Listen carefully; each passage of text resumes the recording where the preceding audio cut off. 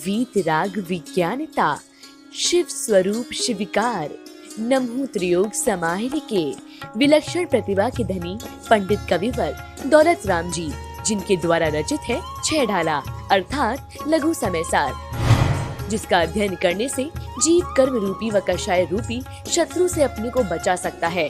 ऐसे ही कल्याणकारी छह ढाला ग्रंथ पर बृहद व्याख्यान श्रवण कीजिए गणाचार्य श्री 108 विराट सागर जी महाराज की सुशिष्य गणनियानी का श्री 105 विशा श्री माता जी के मुखारबिंद से ज्ञान अहिंसा का जय घोष गुरु माँ विशा श्री दर्पण यूट्यूब चैनल पर।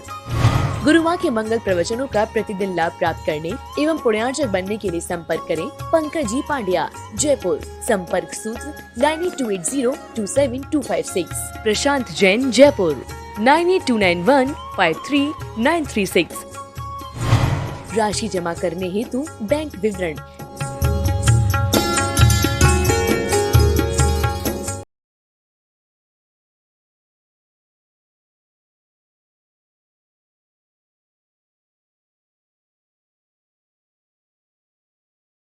वाणी के माध्यम से ही हुआ है, होता है और होगा, क्योंकि अनादिकाल से हमारा आत्मा मिथ्या दृष्टि था, जिनवाणी नहीं मिली और अनंत काल मुझे लगता है मेरे ऐसे ही मिथ्यात के साथ निकले हैं।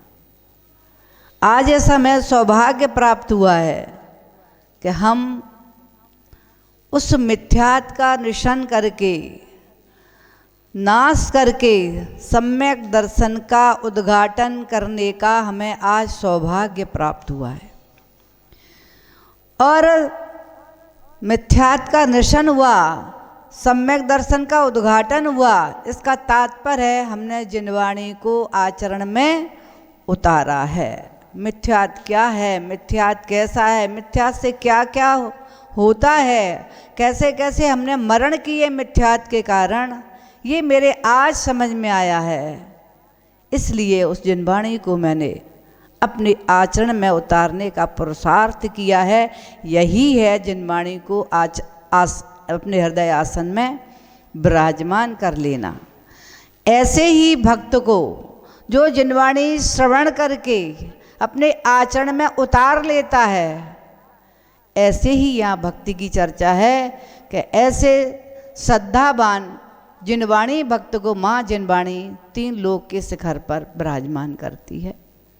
हमारी सम्यक दर्शन की ही चर्चा चल रही है, जिसमें 8 दोषों की चर्चा चल रही है।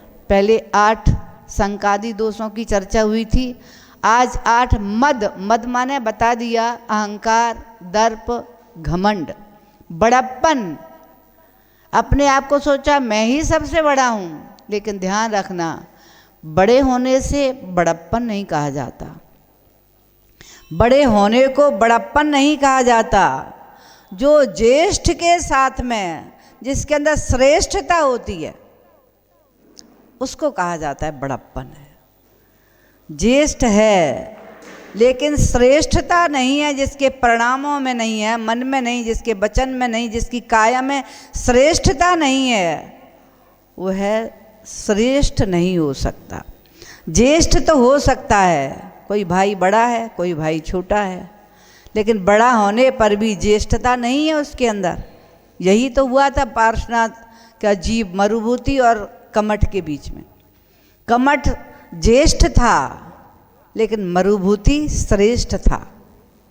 यही कारण था कि राजा अरविंद ने मरुभूति को मंत्री पद दिया, छोटे भाई को और बड़े भाई को नहीं दिया। अपना तिरस्कार समझ करके कि मेरा सबसे बड़ा ये अपमान हुआ है, इस कारण से सारे कितने भवों तक द्वेष और ईर्ष्या एक तरफा चलता रहा। सब समझ गए होंगे ना श्रेष्ठ और ज्येष्ठ के बारे में। तो ज्येष्ठ जो हैं उन्हें श्रेष्ठ बनने का पुरुषार्थ करना चाहिए, और जो छोटे हैं उनको भी श्रेष्ठ बनने का पुरुषार्थ करना चाहिए। जिसके पास ज्येष्ठत्व है, श्रेष्ठत्व नहीं है, वह ज्येष्ठ होकर के भी ज्येष्ठता को प्राप्त नहीं कर पाता। लेकिन जो लघु है, छोटा है, लेकिन उसके अंदर श्रेष्ठता है, तो वह बड़प्पन और बड़ेपन को प्राप्त कर लेता है अथवा ज्येष्ठता को प्राप्त कर लेता है। यही समझ में आ गया ना। और जिसके अंदर श्रेष्ठता होती है वो अहंकार नहीं करता। एक बात और ध्यान रखना, अभिमान और स्वाभिमान। लोग ये कहते हैं मैं अपना स्वाभिमान नहीं छोड़ूंगा, मुझे अहंकार नहीं है, मुझे घमंड नहीं है, लेकिन स्वाभिमान तो मेरा है, मैं उसे नहीं छोड़ूंगा। अब समझ लेना कि स्वाभिमान और अभिमान क्या है। अभिमान का तो तात्पर्य कल भी मैंने बताया था कि ये मात पक्ष का, पिता पक्ष का, अपने कुल का, जाति का अहंकार करना, घमंड करना, ये अभिमान है। धन दौलत होने पर उसका अभिमान करना। लेकिन ध्यान रखना, स्वाभिमान का तात्पर्य होता है जो अपने स्वाभिमान को संभाल करके रखता है, स्वाभिमान को नहीं खोता है। इसका तात्पर्य समझ लेना। उच्च कुल में जिसने जन्म लिया है उसको कुल का घमंड नहीं आता। वो क्या कहता है, मेरा जन्म भगवान महावीर के कुल में हुआ है, मैं ऐसे कुल के योग ही कार्य करूँगा, ये मेरा स्वाभिमान है। भगवान महावीर के कुल में मेरा जन्म हुआ है तो भगवान महावीर की आज्ञा को मैं मानूंगा। उन्होंने कहा है जियो और जीने दो का संदेश दिया है, मैं जीने दूंगा और जीऊंगा। समझ में आ रही बात कि नहीं आई? मैं जीने दूंगा और जीऊंगा, यानी मैं अपने निमित्त से किसी की जीने में बाधा नहीं डालूंगा। ये है स्वाभिमान। इस कारण से मैं अपने इंद्रियों को कंट्रोल करूंगा।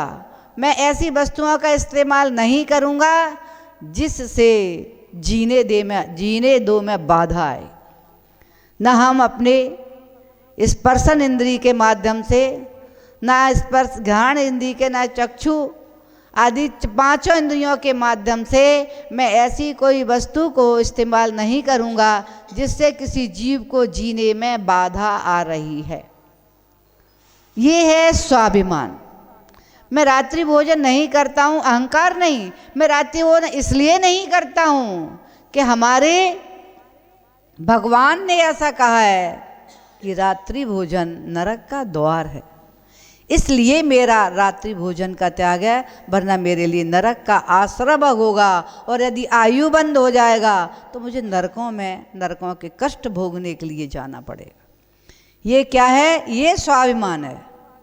मैं इसलिए नहीं करता, भगवान महावीर की वाणी में ऐसा ही खिरा है, 24 तीर्थंकरों ने ऐसा ही बताया है, आचार्यों ने ऐसा ही आगम में लिपिबद्ध किया है, उसको मैंने पठन किया है, पाठन किया है, आचरण में उतारा है। अब ये मेरा स्वाभिमान है, मैं उस जनवाणी की अवज्ञा नहीं करूँगा, मैं जिनेंद्र देव की वाणी की अभिनय नहीं करूँगा। ये क्या है? स्वाभिमान है। और अहंकार समझ में आ गया? थोड़ा सा भी नियम, थोड़ा सा भी त्याग करके अहंकार आ जाना। ये भूल गए कि ये मेरा कर्तव्य है, ये मेरा नियम है, जी हमारे भगवान ने कहा है ऐसा। स्वाभिमान की चर्चा समझ में आ गई? ये स्वाभिमान है। और अहंकार, धन का अहंकार कर लिया, कुल का अहंकार कर लिया और जाति का अहंकार कर लिया। ऐसे 8 प्रकार के अहंकार आचार्य भगवान ने बताए हैं। हमारी चर्चा कल 2 प्रकार के अहंकारों की हुई थी। इन 2 प्रकार के अंत का जाति और कुल का अहंकार करके, जबकि सत्य क्या है समझ में आ गया होगा सभी के कल के माध्यम से। जो सम्यक दृष्टि होता है वो अहम नहीं करता, ना धन दौलत का, ना रूप का, ना जाति का, ना कुल का। वो तो अपनी औकात देखता है। औकात देखता है कि मैं क्या था और क्या हूँ, क्या बनना है मुझे। हमारी औकात का तात्पर्य अपन ऐसी कहावत में कह दे तेरी औकात क्या है, लेकिन समझो औकात का तात्पर्य क्या है। औकात का तात्पर्य जो औकात को भूल जाता है वही अहंकार करता है। जो अपनी औकात को हर पल हर क्षण स्मरण करता है, सम्यक दृष्टि का लक्षण यही होता है। एक कोई दार्शनिक, और वो हमेशा दूरदृष्टि से कोई कार्य करता था, लौकिक में भी, प्रकृति को देख करके भी, और किसी ऐसी वस्तु को देख कर कि वह गहन चिंतन में उतरता था और वह गहन चिंतन में उतर करके अपनी आत्मा के बारे में चिंतन करने लगता था। एक बार वह कहीं से लौट करके आ रहा था और शमशान के पास से ही निकला। वहाँ उसका पैर टकराया। जैसे ही पैर टकराया उसका, तो उसने देखा ये क्या है। आप भी देखते हो नहीं, कोई पत्थर टकराता है, किससे टकराया, कोई वस्तु से टकरा जाता है। उसने भी देखा। उसने जब देखा तो वह तो किसी की खोपड़ी थी। खोपड़ी मस्तिष्क का हिस्सा था। शमशान के पास हो सकता है संस्कार के समय वो ऐसा रह गया हो और जानवरों ने उसे रास्ते में कहीं छोड़ दिया होगा। जैसे ही उसका पैर टकराया, उसने उस वस्तु को देखा और देख करके उसने दोनों हाथों में उठा लिया और हाथों में उठा करके काफ़ी देर तक उसको यूं ही देखता रहा। और देखते देखते वह अपने साथ घर ले गया और घर ले जा करके शोकेस में मुख्य स्थान पर उसको रख दिया। अब विचार करो, आप सोच रहे होंगे पागल था क्या? खोपड़ी को शोकेस में तो सुंदर वस्तुएं लगाई जाती हैं जो आकर्षित करने वाली होती हैं, वो खोपड़ी पता नहीं किसकी होगी। खोपड़ी माने सिर, किसका होगा? जला हुआ कंकाल जैसा पड़ा था। ये पागल क्यों उठा के लाया और उसने अपने शोकेस में डेकोरेट कर दिया। अब उसका बालक स्कूल से आया और उसने देखा आज शोकेस में कोई नई वस्तु रखी है और पास जा कर के देख करके वो भयभीत हो गया। अरे कितनी डरावना लग रहा है ये तो, इसको हमारे पापा जी ने यहाँ क्यों रखा है? जब उसके पापा उसके मिले, वह पूछता है, पिताजी आपने ये डरावनी वस्तु शोकेस में लगा कर क्यों रखी है? आपको कहाँ से किसी ने क्या गिफ्ट किया है तो आपने शोकेस में लगाया?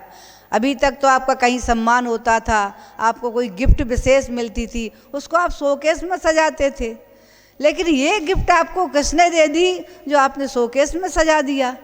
सुन कर के उसका पिता मुस्कराने लगा और मुस्कराते हुए बोला, बेटे यही तो सच्ची गिफ्ट है।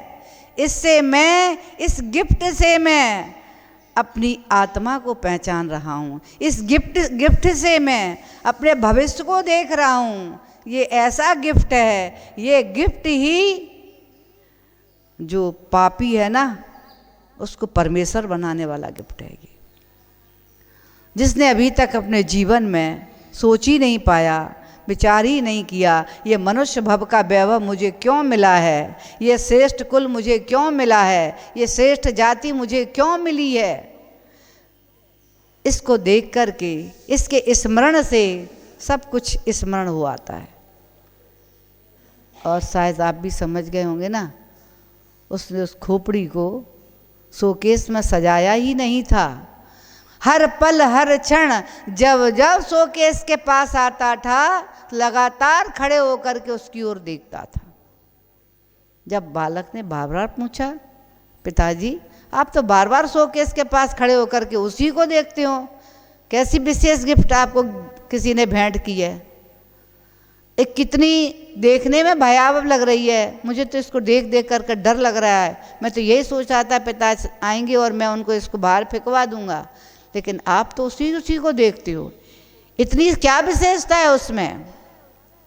तो पिता बोला, बेटा तुम्हारे समझ में नहीं आएगा, मैंने इससे बहुत सारा प्राप्त किया है, बहुत सारा ज्ञान मैंने प्राप्त किया है। मैं क्या हूँ, मेरा क्या होना है, यानी तात्पर्य ये शरीर क्या है, इसका भविष्य क्या होना है। बेटा ये नहीं जाना था मैंने अभी तक, इसकी ओर दृष्टि मैंने दी नहीं थी। जब से इस खोपड़ी को देखा है तब तक मुझे अपना भविष्य तब से दिखने लगा। मुझे ऐसा ही दिख रहा है, ऐसे ही मेरा मस्तिष्क भी ऐसी खोपड़ी बन करके ना जाने किसके पैरों से टकराया जाएगा। ये बहुमूल्य शरीर का अंग है, इसी से तो सब कुछ होता है। ये प्रभावना का अंग है, ये ज्ञान का अंग है, ये दर्शन का अंग है, सब कुछ इसी में ही तो है। बोलो है कि नहीं?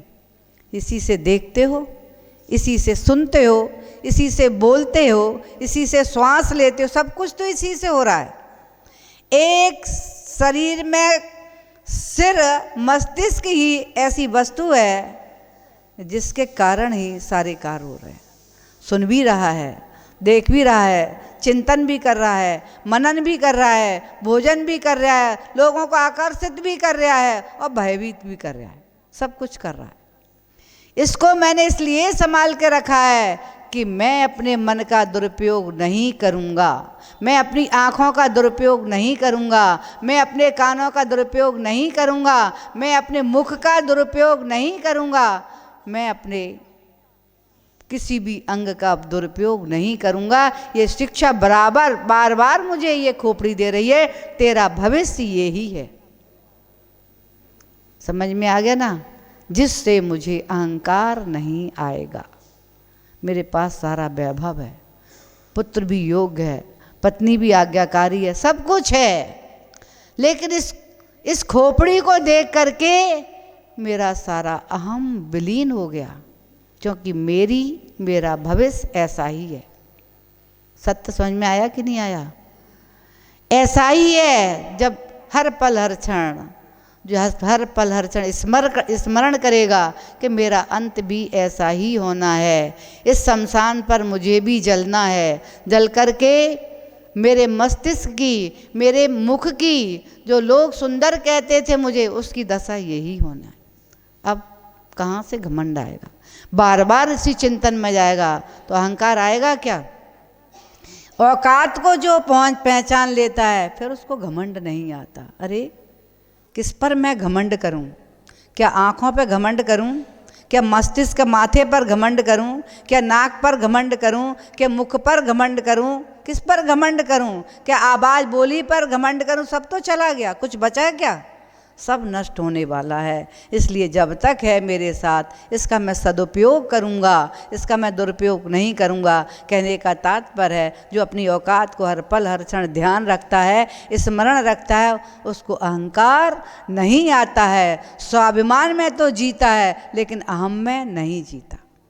सत्य समझ में आया? सम्यक दृष्टि का यही लक्षण है। अहम के बारे में आगे चर्चा चल रही थी, कल चल रही थी, दो मत के बारे में बात हुई थी, पिता और मातुल। इसके बाद में तीसरे नंबर का आज है रूप का मत। अब विचार करो, रूप को देखते हो कि स्वरूप को देखते हो? इस बाहर के रूप में स्वरूप समाया हुआ है, उसके ऊपर शायद दृष्टि नहीं पहुंचती, इसीलिए रूप को दर्पण में रूप को ही देखते हैं। किसको देखते हो दर्पण में भैया? किसको देखते हो? रूप को देखते हो। काश स्वरूप को देख लिया होता तो दर्पण देखने की आवश्यकता ही नहीं पड़ती, क्योंकि जो स्वरूप है स्वरूप के नहीं सबके पास? स्वरूप है कि नहीं? क्या है स्वरूप? ये दिखने वाला है ना चेहरा है, ये रूप है।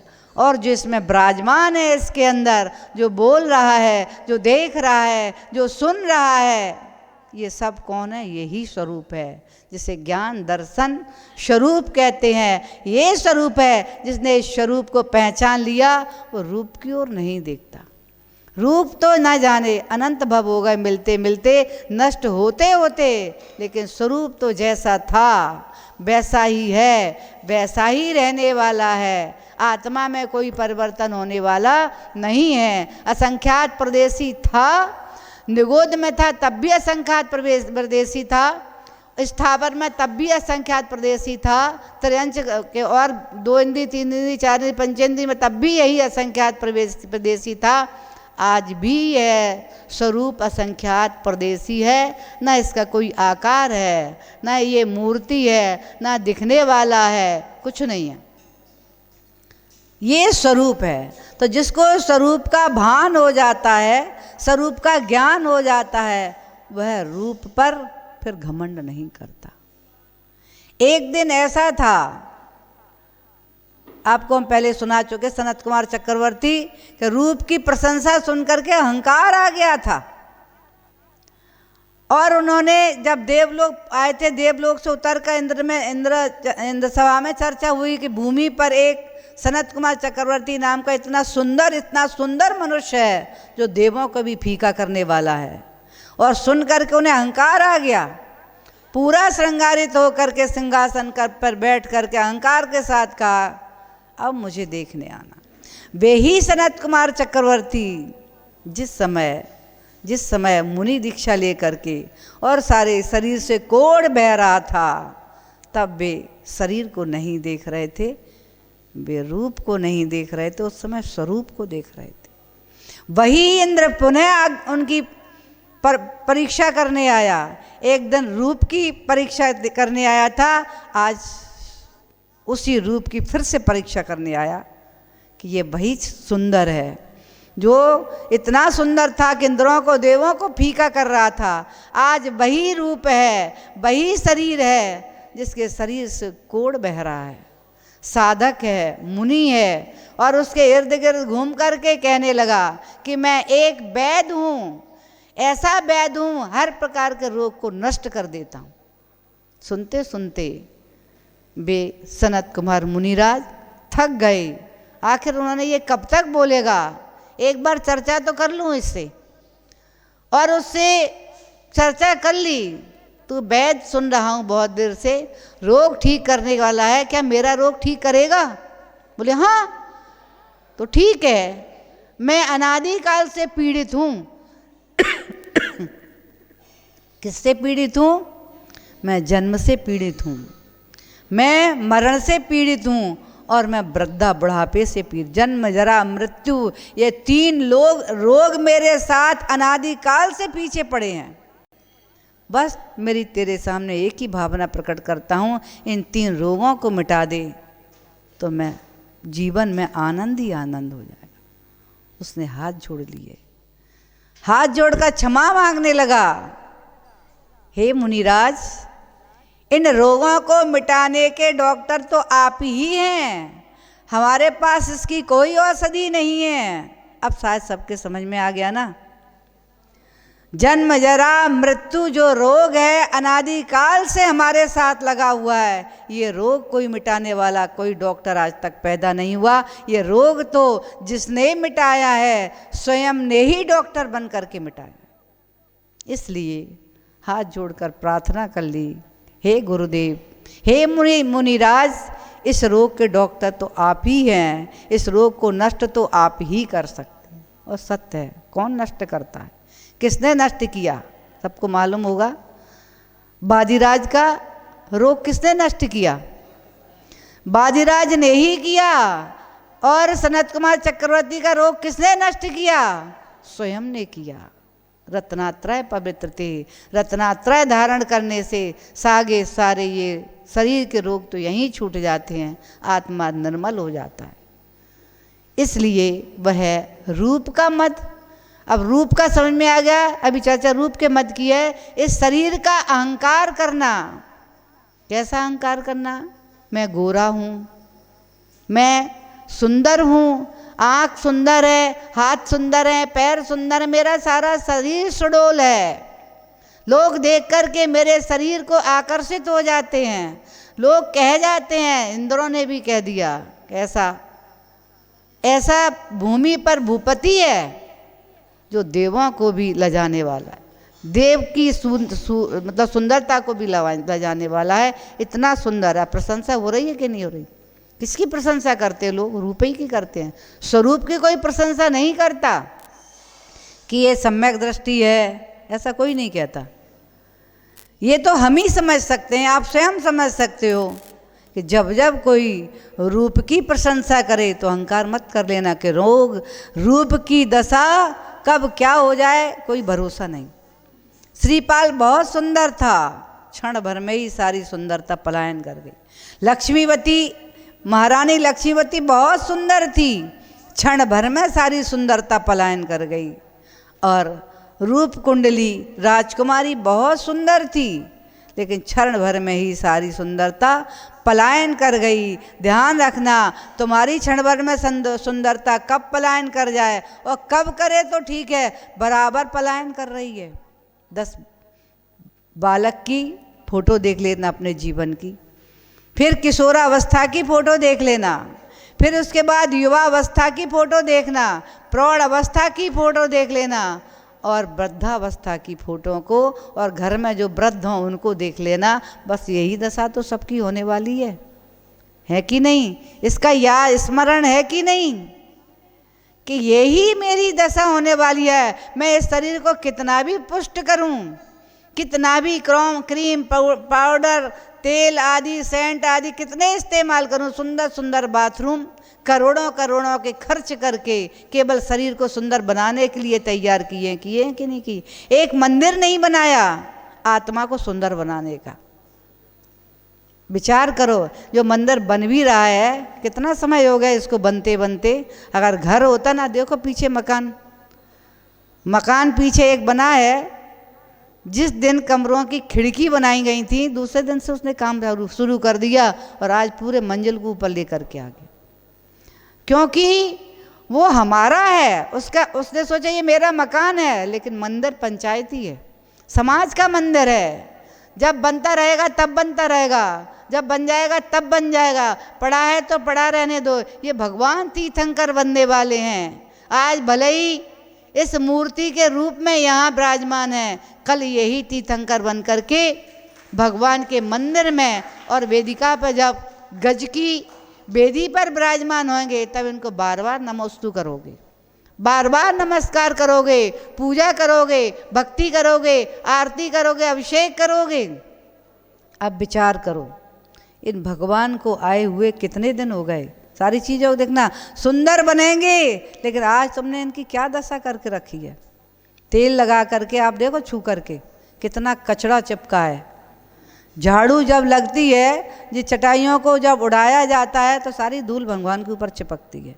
ध्यान रखना, ये बनने वाले भगवान हैं, बनने वाले भगवान हैं, इनकी ओर ध्यान नहीं है। जब वेदी पर बैठ जाएंगे तो नमोस्तु नमोस्तु अर्घ चढ़ाओगे, पूजन करोगे, आरती करोगे, अभिषेक करोगे। लेकिन विचार करो, बनेंगे तब बनेंगे। आज भी इनके ध्यान रखना चाहिए कि नहीं रखना चाहिए? इनको वहाँ विराजमान होना है तो हमको कैसी सुरक्षा करना है? अपनी सुंदरता तो रोज रोज संभालते हो, दर्पण में देखते हो, कहीं चेहरे पे दाग तो नहीं आ रहा, कहीं वस्त्रों पे दाग तो नहीं है, क्रीज तो नहीं बिगड़ रही, सारे बार बार देखते हो। ये भी भगवान बनने वाले हैं ना, इनको ध्यान रख रहे हो कि नहीं रख रहे? और नहीं रख रहे, ध्यान रखना, जितने दिन इनका ये अभिनय होता रहेगा ऐसे, उसका सारी समाज पर प्रभाव पड़ेगा इसका भी। क्योंकि किसी मूर्ति को आकर के रख गई मंदिर में, कहीं भी आपने खरीद ली, ले ली, उसको 6 महीने के पहले वेदी पर विराजमान कर देना चाहिए, वरना जो भी अनिष्ट होगा समाज में होगा, समाज के लोगों पर उसका प्रभाव सारा समाज पर पड़ेगा। क्योंकि बनने वाले भगवान का विनय चल रहा है।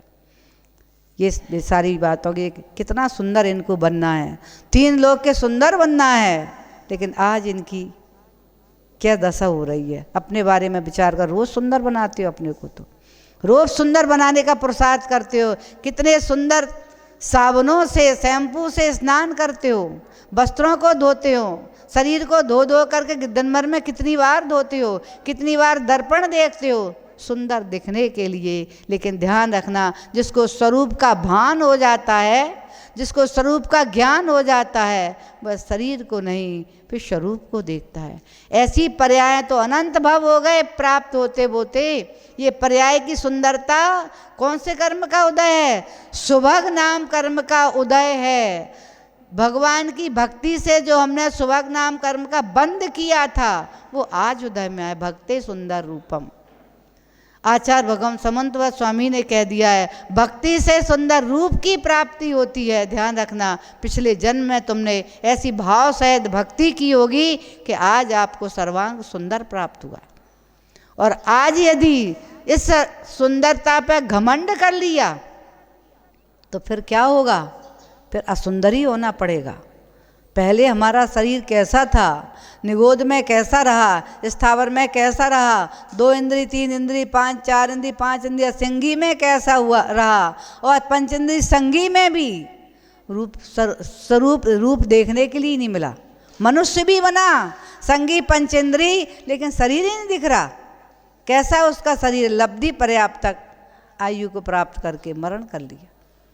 ऐसे ध्यान रखेंगे कि हम रूप के साथ साथ स्वरूप का विशेष ध्यान दें कि मेरा स्वरूप कैसा है, उस स्वरूप को तो ध्यान नहीं दे रहे। रूप के पीछे सारा दिन सारा रात सारी व्यवस्थाएं जितनी चल रही हैं, चाहे वो खाने की हो, चाहे पीने की हो, चाहे सोने की हो, चाहे स्नान की हो, कोई भी व्यवस्थाएं सब शरीर को सुंदर करने की व्यवस्थाएं हैं कि नहीं।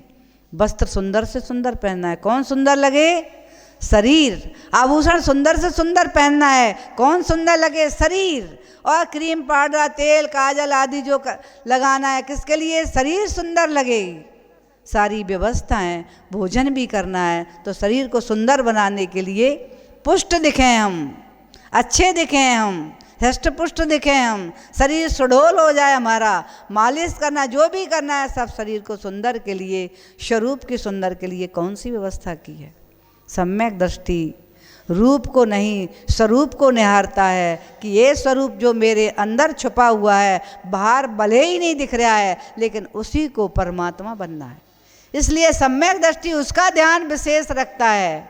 रूप को तो उतना ही देखता है क्योंकि इसमें बैठ करके ही स्वरूप को सुंदर बनाना है, स्वरूप को ऊर्ध्वगमन कराना है, स्वरूप को भगवान बनाना है। ये रूप भगवान नहीं बनेगा, कौन बनेगा, भगवान बनते हैं तो ये रूप भी परम औदारिक हो जाता है, औदारिक नहीं रहता। कोई भी अरंत का शरीर कैसा हो जाता है, परम औदारिक हो जाता है। इस शरीर में अरंत विराजमान नहीं रहते, परम औदारिक शरीर में अरंत विराजमान रहते हैं। और वे ही सिद्धत्व को प्राप्त करके, यानी स्वरूप को सिद्धत्व जब प्राप्त होते हैं, सिद्धलोक में जब विराजमान होते हैं, ना औदारिक शरीर जाता है ना परम औदारिक शरीर जाता है। वहाँ तो शरीर में रहने वाला जो अशरीरी है, जो स्वरूप है ज्ञान दर्शन, वह जाकर के सिद्धलोक में विराजमान होता है। तो सम्यक दृष्टि का सारा पुरुषार्थ स्वरूप को सुंदर बनाने का होता है। ये स्वरूप, इस रूप के साथ में, इस देह के साथ में, देही रूप स्वरूप चतुर्गति भ्रमण कर रहा है, कष्ट भोग रहा है। सम्यक दृष्टि का लक्षण स्वरूप पर होता है। रूप के साथ में स्वरूप का ध्यान रखना है कि मुझे रूप को नहीं, स्वरूप को सुंदर बनाना, और उसको सुंदर बनाने के पुरुषार्थ में जो लगा है सम्यक दृष्टि वही है। वह रूप का घमंड नहीं करता, क्योंकि रूप का तो क्षण भर में कब विनाश हो जाए मालूम नहीं, और हर पल हर क्षण विनाश रहा है। रूप का विनाश हो रहा है कि नहीं। बालक जन्म लेता है, कितना सुंदर लगता है, मासूम लगता है, धीरे धीरे बड़ा होता है तो उसकी वो मासूमियत समाप्त हो जाती, और बड़ा और बड़ा और बड़ा होता जाता है। जितना आप उसकी फ़ोटो देख लेना, बालक की फ़ोटो देखना, उससे बड़े की फ़ोटो देखना, उंगली से पकड़ के चलने वाले की फ़ोटो देखना, और उससे बड़ा उसकी फ़ोटो देखना, स्वयं ही उसको लगेगा, आपको भी लगेगा पहले कितना सुंदर था।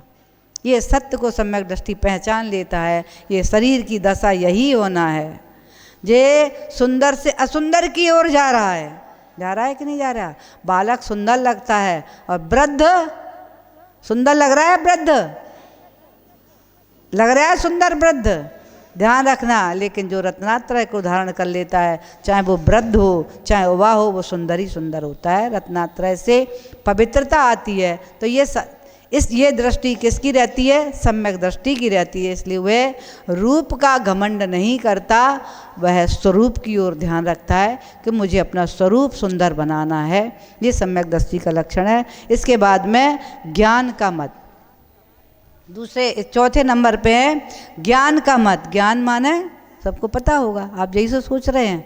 मैं बालक को बचपन से पढ़ाना शुरू करता हूँ, उसको ओम बनाना सिखाता हूँ, अरिहंत सिखाता हूँ, सिखाते अक्षर बनाना, आ बनाना सिखाते, यही तो ज्ञान करवा रहे हो। लोग इसी को ही तो ज्ञान मानते हैं। ये पढ़ा दिया, मैंने अपने बेटे को डॉक्टर बना दिया, बहुत ज्ञानवान बना दिया। मैंने अपने डॉक्टर को इंजीनियर बना दिया, बहुत ज्ञानवान बना दिया, पायलट बना दिया, आदि आदि बहुत बड़े बड़े पोस्टों पर पहुंच गए। इतना ज्ञान है हमारे बालक के ऊपर। लेकिन ध्यान रखना, ऐसा ज्ञान तो अंगों के पाठी भी मिथ्या दृष्टि के उपास होता है, उसका भी ध्यान रखना, वह ज्ञान कार्यकारी नहीं होता। ऐसा ज्ञान तो कितनी बार हमें प्राप्त हो चुका और नष्ट हो चुका। लेकिन जो सम्यक ज्ञान होता है ना, वो हमारे जीवन को जयवंत बनाने वाला होता है। मिथ्या दृष्टि, जिस समय भगवान महावीर का समोषण लगा हुआ था, अहंकार था किसको? लोक समोषण में पहुंच रहे थे, लेकिन इंद्रभूति ब्राह्मण को अहंकार था कि मुझसे ज़्यादा श्रेष्ठ ज्ञानवान इस पूरी भूमि पर कोई नहीं है, इस भरत क्षेत्र में नहीं है कोई, मेरे यहाँ आसपास कहीं कोई ऐसा ज्ञानी नहीं है। लेकिन जब सौधर्मिंद्र ने उससे प्रश्न किया, वह सुनकर कई आश्चर्यचकित हो गया कि मैंने अभी तक 6 द्रव्य नहीं सुने, 6 क्लेशाओं के बारे में नहीं सुना, ये सब क्या है, 5 अस्तिकाएँ क्या हैं? सोचने लगा, लेकिन अहंकार था, जवाब नहीं दिया, कुछ नहीं बोला। मैं तुम्हारे गुरु से ही करूँगा चर्चा। और गुरु से चर्चा करने के लिए समोषण में पहुंचा। सारा उसका जो ज्ञान था ना, कौन सा ज्ञान था? मिथ्या ज्ञान था।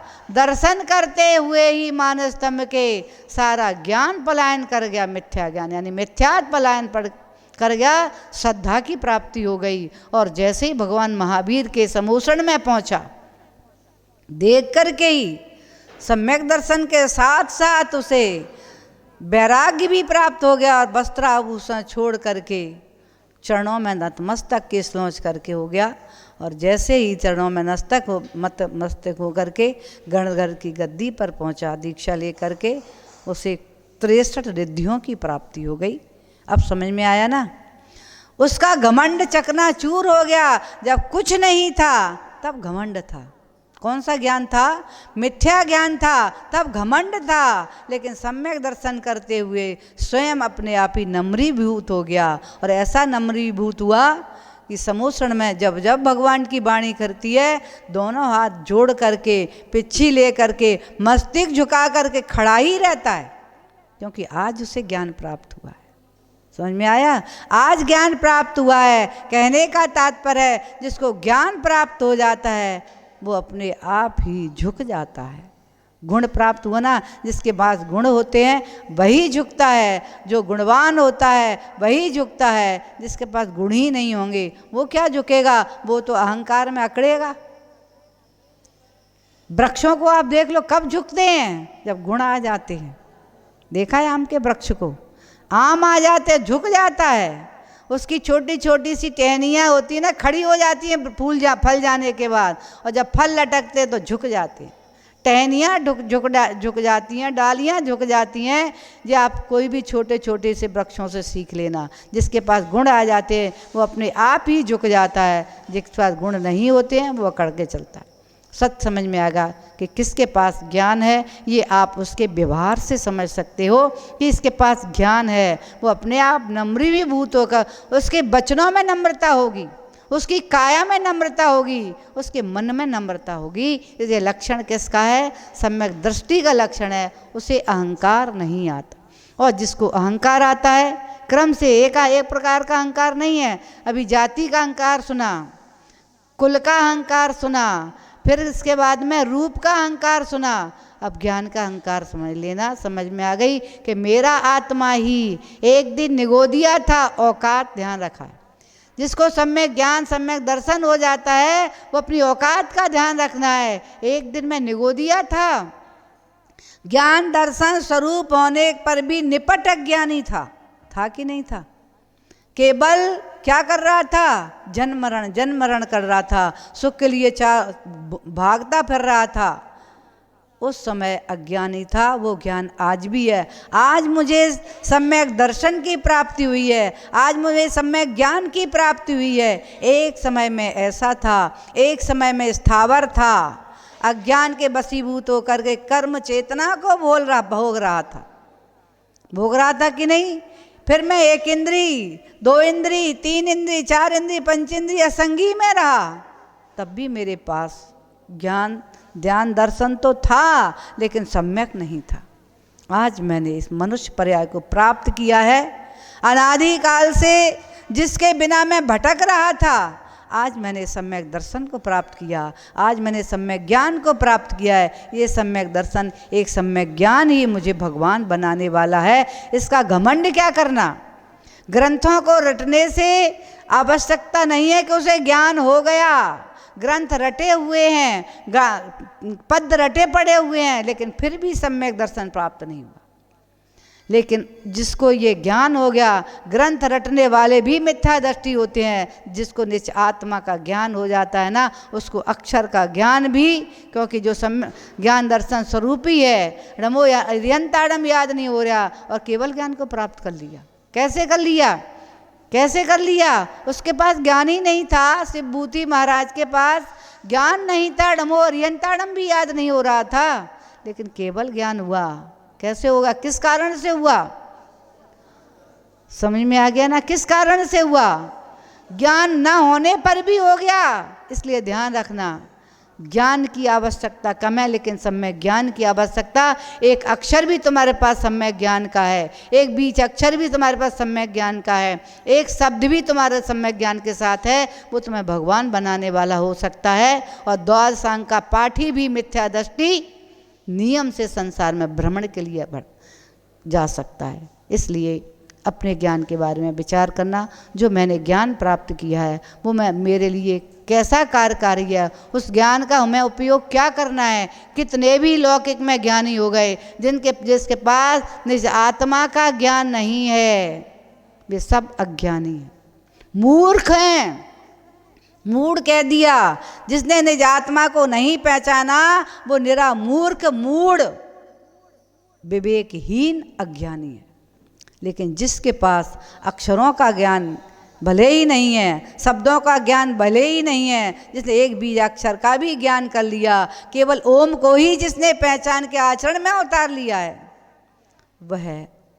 वह ओम के नाम से ही, केवल ध्वनि से, ओम के जाप से ही, ओमकाराय नमा नमा, नमो नमः पढ़ते हो ना, ओंकारम बिंदु संयुक्तम नित्यम ध्यायन्ति योगना कामदम मोक्षदम चैव ओंकाराय नमो नमः। कामदम मोक्षदम, केवल ओम का ही ज्ञान हो गया, ओम पर ही श्रद्धान हो गया, ओम को ही रट रहे हैं, तो भी क्या है? कामदम मोक्षदम चैवा।